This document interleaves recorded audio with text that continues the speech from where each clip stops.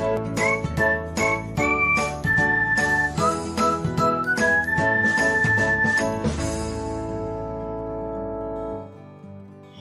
everyone, welcome back to another episode of Technologyglance. Today in this video, I'll be guiding you through how you can private your account on TikTok. So, let's get started.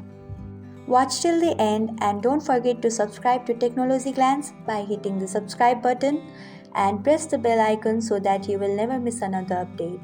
Without further ado, let's get started. Firstly, tap on TikTok app in your device. Then go to profile option. After that, you can see the three line option. Tap on it.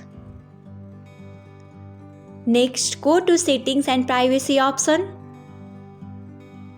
After that, you can see privacy. Tap on it. Then you can see the option private account. Tap on it. So, this is how you can private your account on TikTok.